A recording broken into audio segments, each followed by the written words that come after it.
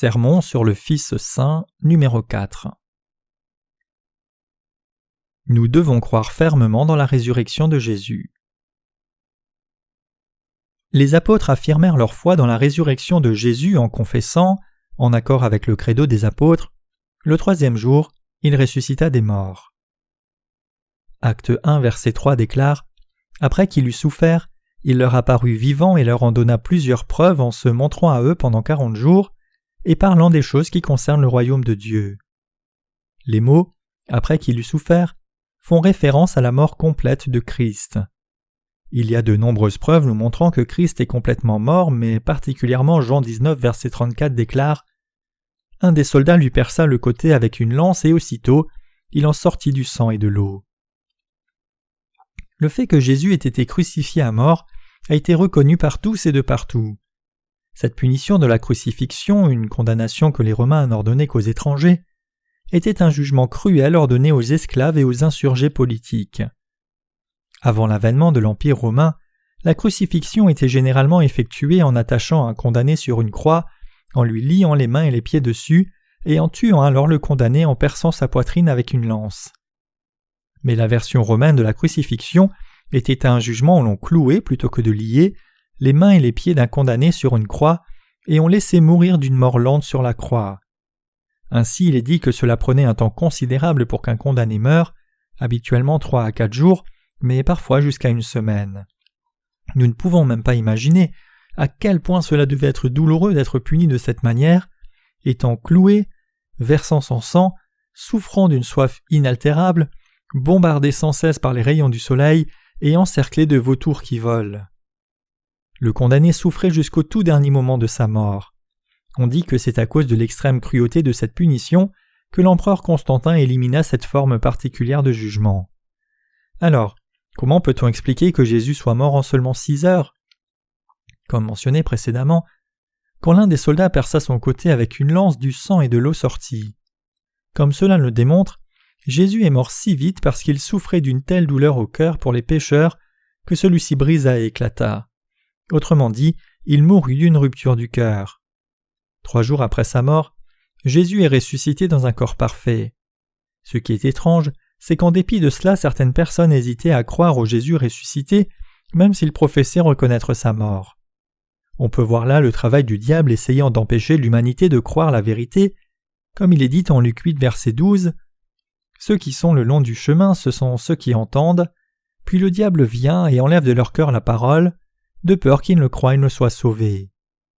Pour renier la vérité de la résurrection de Jésus, le diable se sert donc d'érudits séculiers incrédules pour véhiculer de fausses hypothèses, comme l'hypothèse d'une mort apparente, l'hypothèse d'une résurrection spirituelle, l'hypothèse d'une hallucination, l'hypothèse de la manipulation, l'hypothèse du corps volé, et bien d'autres.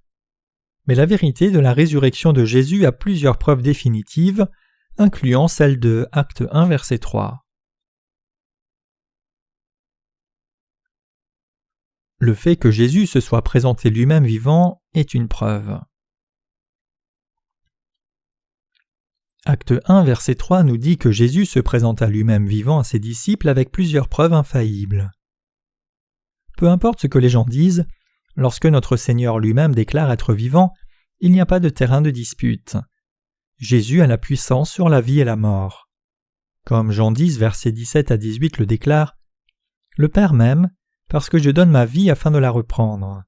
Personne ne me l'ôte, mais je la donne moi-même, j'ai le pouvoir de la donner, et j'ai le pouvoir de la reprendre, tel est l'ordre que j'ai reçu de mon Père. » En Apocalypse 1, verset 18, Jésus dit aussi, « Je suis le vivant, j'étais mort, et voici je suis vivant au siècle des siècles, je tiens les clés de la mort et du séjour des morts. » Notre Seigneur a la puissance de ressusciter des morts pour vivre de nouveau, car il est simultanément Dieu Tout-Puissant et un homme parfait. Le salaire du péché, comme Romains 6, 23 nous le dit, c'est la mort. C'est la loi inchangeable et juste de Dieu. Ainsi Jésus a pris en charge les péchés du monde et les a effacés tous à travers son baptême et son sang. Puisqu'il a fait disparaître tous les péchés du monde, il est ressuscité des morts et est devenu le Dieu de ceux qui croient en lui. C'est ainsi qu'est établie la juste loi de Dieu. Le fait que sa tombe soit vide est une preuve. Matthieu 27, versets 57 à 66, nous dit qu'un homme riche d'Arimathée nommé Joseph mit le corps de Jésus dans une tombe taillée dans la pierre et il scella la tombe en roulant une large pierre contre la porte. Le passage nous dit qu'un garde fut placé à la tombe pour sécuriser celle-ci, mais la tombe a été vidée lorsque le Seigneur est ressuscité des morts par sa puissance et qu'il est sorti de la tombe. Luc 24, verset 3 dit « Étant entrés, elles ne trouvèrent pas le corps du Seigneur Jésus. » Qu'est-ce que cela peut être si ce n'est pas la preuve de la résurrection du Seigneur ? Jésus est une grande figure historique. L'une des preuves, c'est l'usage chronologique de Anno Domini, AD, qui signifie dans l'année de notre Seigneur. Les années et les mois ont été établis, autrement dit, en se basant sur le jour de sa venue. Il est le Seigneur de l'histoire, de la création et du salut. S'il n'avait pu ressusciter des morts, sa tombe serait restée close comme un événement marquant de l'histoire. Les tombeaux des grandes figures historiques restent des endroits de grand intérêt. Par exemple, le tombeau de Confucius en Chine, la tombe de Bouddha en Inde et celle de Mahomet à la Mecque en Arabie saoudite. Si Christ n'était pas ressuscité des morts, son tombeau resterait fermé comme les leurs. Mais parce qu'il est ressuscité d'entre les morts en 3 jours, son tombeau a été ouvert et voilà ce qu'est croire en notre Seigneur, le seul et unique Dieu. Le fait qu'il ait mangé après être ressuscité d'entre les morts est une preuve. Les esprits ne mangent pas, mais le Seigneur ressuscité a mangé. Luc 24, versets 40 à 43 déclare « Et en disant cela, il leur montra ses mains et ses pieds. Comme dans leur joie ils ne croyaient pas encore et qu'ils étaient dans l'étonnement, il leur dit « Avez-vous ici quelque chose à manger ?»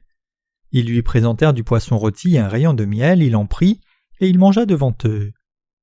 Acte 10, versets 40 à 41 atteste aussi « Dieu l'a ressuscité le 3e jour et il a permis qu'il apparût, non à tout le peuple mais aux témoins choisis d'avance par Dieu, à nous qui avons mangé et bu avec lui, après qu'il fut ressuscité des morts. » Le fait que Jésus ait mangé nous donne donc une preuve explicite de sa résurrection.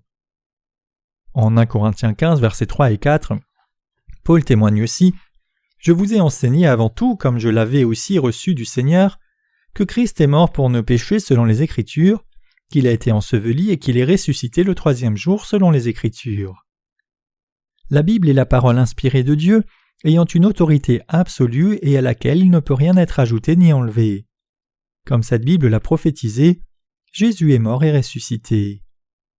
À l'époque de la mort de Jésus, ses disciples tremblaient de peur, mais après qu'ils furent convaincus de sa résurrection, ils devinrent fiers d'annoncer la résurrection de Jésus d'entre les morts. Comme Acte 4, versets 18 à 20 nous le dit, « Et les ayant appelés, ils leur défendirent absolument de parler et d'enseigner au nom de Jésus. » Pierre et Jean leur répondirent, « Jugez s'il est juste devant Dieu de vous obéir plutôt qu'à Dieu, car nous ne pouvons pas ne pas parler de ce que nous avons vu et entendu. » Pierre et les autres apôtres répondirent aussi, « Il faut obéir à Dieu plutôt qu'aux hommes. » Acte 5, verset 29.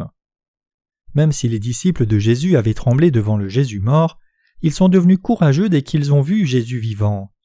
Depuis ce temps et jusqu'à aujourd'hui, c'est à cause de la certitude de la résurrection de Christ et de l'assurance de leur propre résurrection que les saints ont répandu cet évangile même s'ils furent persécutés pour Christ et qu'ils furent même prêts à mourir par amour pour Dieu. La résurrection de Jésus est le prélude de notre propre résurrection. En 1 Corinthiens 15, verset 20, il est dit « Mais maintenant, Christ est ressuscité des morts, il est le prémisse de ceux qui sont morts. » Ainsi, les enseignements de l'épître paulinienne sont aussi centrés avant tout sur la vérité centrale de la résurrection de Jésus-Christ et ensuite sur le message que cette résurrection nous amènera aussi à notre propre résurrection.